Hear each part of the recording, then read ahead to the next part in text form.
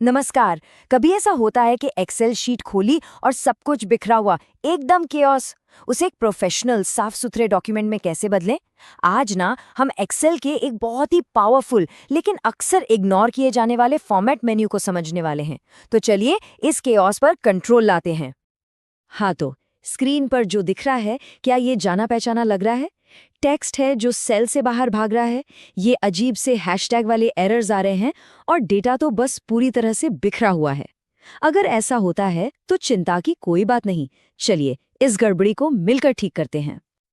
Alright, तो शुरू करते हैं। सबसे पहली और सबसे कॉमन प्रॉब्लम, स्पेस की दिक्कत, मतलब जगह की कमी। ये वो छोटी छोटी चीजें हैं जो पूरी शीट को पढ़ने में मुश्किल बना देती हैं। तो सबसे पहले इसी को ठीक करेंगे और हर चीज को एकदम परफेक्टली फिट करेंगे। देखिए, सबसे बड़ी परेशानी क्या होती है।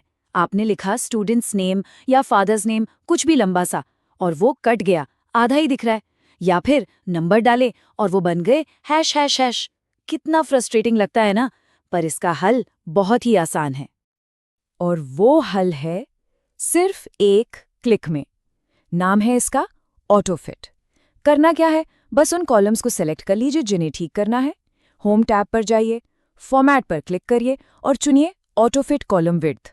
बस हो गया। एक्सेल एक जादू की तरह खुद ही हर कॉलम को उसके अंदर के टेक्स्ट के हिसाब से एडजस्ट कर देगा। सब कुछ एकदम परफेक्ट। ओके, तो स्पेसिंग की प्रॉब्लम तो सॉल्व हो गई। अब आगे बढ़ते हैं। अब देखते हैं कि डेटा को डिलीट किए बिना उसे मैनेज कैसे करें। मतलब जो चीजें अभी जरूरी नहीं है उन्हें नजरों से कैसे हटाया जाए ताकि फोकस सिर्फ जरूरी डेटा पर रहे। एक सिचुएशन सोचिए, आपकी शीट डेटा से भरी पड़ी है, लेकिन आपको एक प्रेजेंटेशन देनी है और उसमें बस कुछ ही कॉलम दिखाने हैं। तो अब क्या करें? बाकी डेटा को हमेशा के लिए डिलीट तो नहीं कर सकते। तो फिर अपनी स्क्रीन को साफ सुथरा कैसे बनाया जाए? इसका सल्यूशन है हाइड करना, मतलब डेटा को छिपा देना। जिन पंक्तियों या कॉलम्स को छिपाना है उन्हें बस सेलेक्ट करें, फॉर्मेट में जाएं और हाइड चुन लें। और जब उन्हें वापस लाना हो तो बहुत सिंपल है, बस उसके ऊपर और नीचे वाली पंक्तियों को सेलेक्ट करें। जैसे मान लीजिए आपने 5 से 9 तक की रो हाइड की है, तो आपको रो नंबर 4 और 10 को सिलेक्ट करना है और फिर अनहाइड पर क्लिक कर देना है। आपका डेटा कहीं नहीं गया, वो बिल्कुल सेफ है, बस थोड़ी देर के लिए नजरों से दूर हो गया है। इसे ना अपने डेटा के लिए एक जादुई पर्दे की तरह समझिए। जब जरूरत हो पर्दा हटाकर देख लिया कि पीछे क्या है, और जब काम हो जाए तो पर्दा वापस लगा दिया। तो एक बात बिल्कुल साफ कर लेते हैं, हाइड करना और डिलीट करना ये दो बिल्कुल अलग अलग बातें हैं। हाइड किया हुआ डेटा पूरी तरह सेफ रहता है, उसे कभी भी वापस लाया जा सकता है। लेकिन अगर डेटा डिलीट कर दिया तो वो हमेशा के लिए गया। ये एक बहुत जरूरी फर्क है, इसे हमेशा याद रखना है।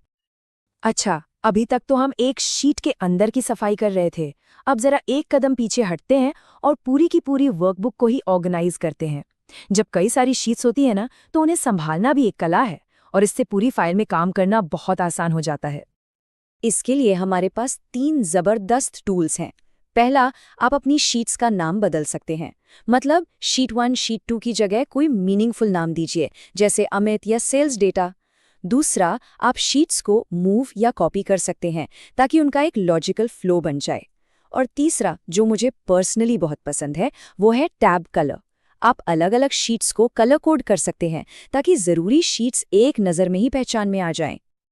तो ठीक है, हमने शीट को सुंदर बना लिया, ऑर्गेनाइज भी कर लिया, पर अब बात करते हैं एक बहुत ही जरूरी चीज की, सिक्योरिटी। मतलब अपने डेटा को, अपनी मेहनत को सुरक्षित कैसे रखा जाए। ये डर तो सबको होता है ना, कि कोई गलती से हमारे जरूरी डेटा में कुछ बदल ना दे, खासकर तब जब हम अपनी फाइलें दूसरों के साथ शेयर करते हैं। तो इसे कैसे रोका जाए? इसका जवाब है प्रोटेक्ट शीट। बहुत आसान है, बस उस शीट को सिलेक्ट करिए जिसे लॉक करना है, फॉर्मेट में जाकर प्रोटेक्ट शीट पे क्लिक करिए, एक पासवर्ड डालिए, चलिए मान लेते हैं 123, और उसे कंफर्म कर दीजिए।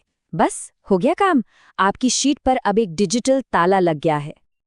अब अगर कोई भी उस लॉक्ड शीट में कुछ बदलने की कोशिश करेगा तो उसे स्क्रीन पर ये मैसेज दिखेगा, मतलब बिना पासवर्ड के कोई कुछ भी नहीं बदल सकता। इससे एक सुकून मिलता है कि हाँ, हमारा जरूरी डेटा अब सेफ है। चलिए अब अपने आखिरी सेक्शन पर आते हैं। इसमें हम देखेंगे कि डेटा को साफ सुथरा करके उसे एक लॉजिकल ऑर्डर में कैसे जमाया जाए। यकीन मानिए, ये एक छोटा सा स्टेप एनालिसिस के काम को अविश्वसनीय रूप से आसान और तेज बना देता है।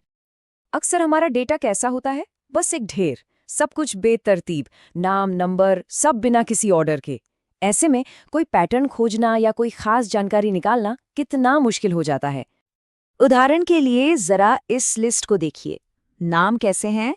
दीपक, फिर बबलू, फिर अंकित। कोई ऑर्डर नहीं, कोई लॉजिक नहीं। लेकिन सॉर्ट फंक्शन यूज करते ही देखिए क्या होता है। अंकित, बबलू, चेतन, सब कुछ एकदम अल्फाबेटिकल ऑर्डर में आ गया। इससे न सिर्फ डेटा देखने में अच्छा लगता है, बल्कि अब किसी भी नाम को ढूंढना बस सेकंड्स का काम है। और ये सिर्फ टेक्स्ट के लिए नहीं है, आप नंबर्स को भी छोटे से बड़े या बड़े से छोटे में अरेंज कर सकते हैं। सोच कर देखिए, सेल्स के सारे फिगर्स एक क्लिक में सबसे ज्यादा से सबसे कम में कितना आसान हो जाएगा। तो चलिए फटाफट से रिकैप करते हैं। आज हमने एक्सेल की कुछ जबरदस्त शक्तियां सीखी हैं। अब बिखरे हुए कॉलम्स को तुरंत ठीक किया जा सकता है, डेटा को बिना डिलीट किए छिपा सकते हैं, पूरी वर्कबुक को रंगों और नामों से ऑर्गेनाइज कर सकते हैं, अपनी मेहनत को पासवर्ड से प्रोटेक्ट कर सकते हैं और किसी भी डेटा को सेकंड्स में सॉर्ट करके उससे काम की जानकारी निकाल सकते हैं। तो अब जब स्प्रेडशीट के फॉर्मेट पर इतना कंट्रोल आ गया है, तो सवाल ये है कि अगली कौन सी एक्सेल पावर में महारत हासिल करनी है। सीखने का ये सफर तो चलता रहेगा और अब आगे बढ़ने के लिए एक मजबूत नींव तैयार हो चुकी है।